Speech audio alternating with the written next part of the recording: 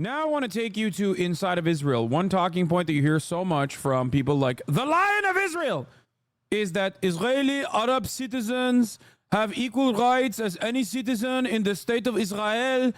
What you are comparing between Israel and the Palestinians, not the Israeli Arab. Well, of course, if you know anything about Israel, if you know anything about the Israeli the Israeli apartheid, the Israeli regime, the ethno-state project of Israel, then you know that to be not true, especially if you are a fan of the Hasanabi broadcast, where I have covered this quite a bit. This person actually does a phenomenal job of covering it and summarizing it in under 2 minutes or under 3 minutes. Let's take a look. That a few people brought this up because Israel loves to tokenize its Palestinian citizens, and the goal is to portray Israel as this utopia where all of its citizens have complete freedom and equal rights. Let's talk about the Palestinians who hold Israeli citizenship. Did you know that Israel has more than 60 laws that discriminate against the Palestinian citizens of Israel based on their national origin and religion? In terms of access to land, 93% of land in Israel is controlled by the government and allocated by official Israeli agencies. And about 80% of that land is off use for Palestinian citizens for residential, agricultural, or commercial use. There's something called the Admissions Committees Law, which gives Israeli towns and villages the power to reject residential candidates who are inappropriate. Understand something. This is legal segregation. The Israeli government has made it legally permissible to say, oh, you're an Arab. You are not Jewish. So you can't live in this neighborhood. It's not even redlining. Because redlining, at least like, and it is still awful in policy, and the outcomes are similar.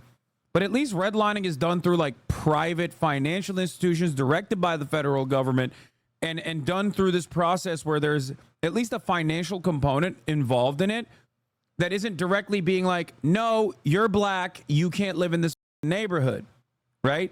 This is directly in the law. It straight up is directly in the law. You are Arab, which means you are not Jewish, which means you can't live in this neighborhood. That's a real thing. Don't worry, we'll get to the marriage stuff in a second. That's why it's hilarious that motherfuckers say Israel is such a democratic country. It's the best, most moral, most democratic country on the planet. Suck my fuck.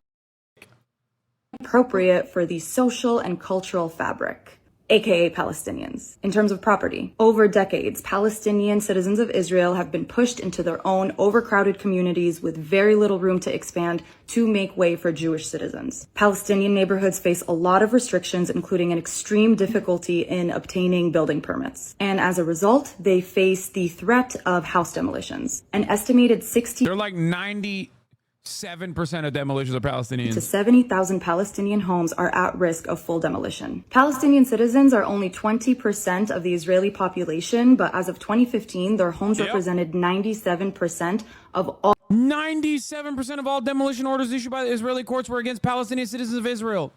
97%! You think that's an accident? No, many of them are Bedouin too. demolition orders issued by Israeli courts. Now, I'm not talking about the West Bank. These are Palestinian citizens of Israel. In terms of family reunification and immigration, Israeli law denies naturalization for Palestinians from the West Bank and Gaza who are married to Israeli citizens. This forces thousands of Palestinian families. Listen, this is something that, like, straight up, Israeli citizens are not even aware of. Like, they literally don't even know this, where they're like, what? What? That's crazy. I don't believe you. This is Hamas. You are saying Hamas things. Like the one teenager that I talked to, where I was literally like, bro, do you know what an apartheid is? And he's like, I do not know what an apartheid is. And then I literally told him about the fact that you can only have your citizenship status be lowered under the Israeli court structure if you are married to a Palestinian and not the other way around. It's not just that the Israeli land administration controls 93% of land. About half of that ILA's board is filled by a Jewish National Fund whose explicit mandate is to sell and develop land for Jews only. The report she brings up from HRW on land discrimination is a classic and a must read. Yeah. This is a lie. I saw TikToks from a bunch of Israeli influencers who showed us that all Palestinians living in Israel, living peacefully and freely. Does this look like apartheid to you? Yeah. The liar of Israel. I can't tell. I can't tell if you're like, no, I'm not Israeli. I'm joking. I know he is on my side, but at first he said, "This is a lie." So I thought he was saying, like, I saw the TikToks. Anyway, but he's right. Those TikToks do exist.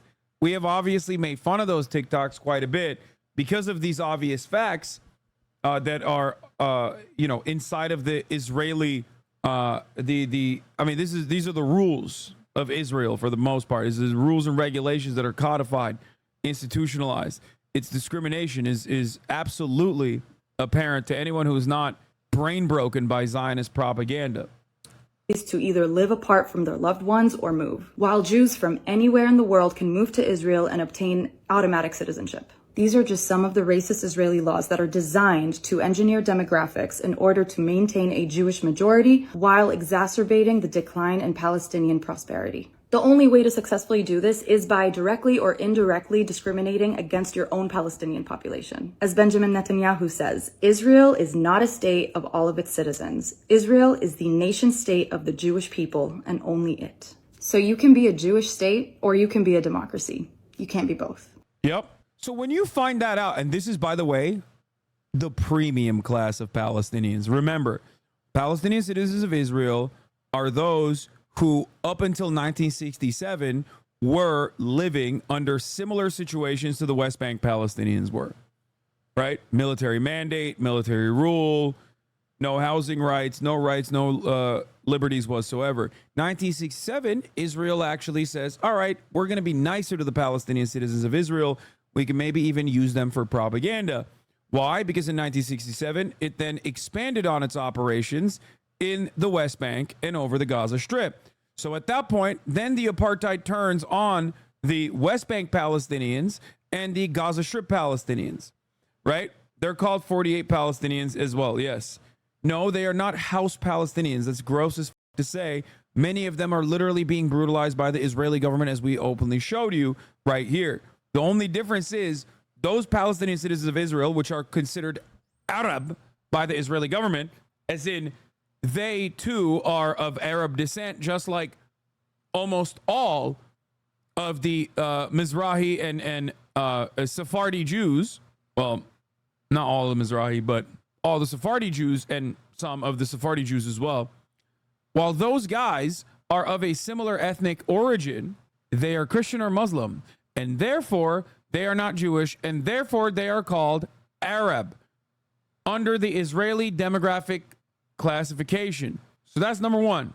That's very important. Those guys that Israelis who defend Israel, Zionists who defend Israel, oftentimes love talking about. Like they'll be like, "Oh, well, what are you saying? There's an Arab Supreme Court justice that actually literally imprisoned one of the Jewish prime ministers." Like, are you kidding me? Right? Except they don't give a about Arabs, dog. Even though there are Bedouin, even though there are literally Bedouin and Arab IDF soldiers and that they love parading around like tokens, and those guys are tokens, okay? The rest of the Arab society in Israel, the Christian and Muslims, the Palestinian citizens of Israel, are obviously still brutalized by a two-tier criminal justice system in general. Not to the same degree as the West Bank Palestinians, and certainly not to the same degree as the Gazan Palestinians, but there is still an apartheid in effect inside of Israel as well, inside of Israel proper, inside of the 6-7 boundaries. I mean, not even the 6-7 boundaries, like just straight up inside the green line. You will not hear that though anywhere. You will never hear that from our mainstream media that literally turns around and says Israel is the most moral nation. Israel's the best nation. Israel's the best goddamn. Israel is the best goddamn democracy on the planet. Only democracy in the Middle East. The Middle East, the only democracy on the planet. Yeah. And as we already mentioned, obviously Israel's Knesset passed a law barring Palestinian spouses. Legislators approved law denying naturalization of Palestinians from the West Bank or Gaza who are married to Israeli citizens. They hate miscegenation over there in general. Well, if that were true, why does he have to keep saying it? The reason why I have to keep repeating the facts about Israel over and over again is because most mainstream outlets that are supposed to disseminate correct information, that are supposed to educate you on the process, are lying to you. That is precisely the reason why I have to consistently repeat myself, because many people understandably see all of that and take it for granted. After all, why shouldn't they take it for granted? Apart from this law that discriminates against Palestinian citizens, there are many other laws just like this. For example, there is the right to return law. According to the absentees property law, Palestinian refugees, which were expelled after November 29, 1947, are absentees and are denied any rights, while the law of return gave Jews from anywhere in the world with no connection with Israel the right to automatically become Israeli citizens. Since 1967, nearly 15,000 Palestinians from East Jerusalem have had their residency rights revoked, according to the Interior Ministry. Authorities justify more revocations on the basis of failing to prove that Jerusalem is their center of life. If Palestinians are away from Jerusalem for a prolonged period of time, they can lose their residency rights, unlike the Jews. Palestinians do not even have the right to properly mourn the Nakba. The Nakba law, introduced in 2011, allows the finance minister to reduce funding or support to an institution if it holds an activity that commemorates Israel's Independence Day as a day of mourning. TikTok features many content like this which showcases the truth of Palestinian citizens in Israel and in the occupied territories. Some lawmakers, like Senator Mitt Romney, have literally admitted that they want to ban TikTok over pro Palestinian content. If you find this video informative, then make sure to hit the like button and subscribe to this channel for more videos like this, and thanks for watching.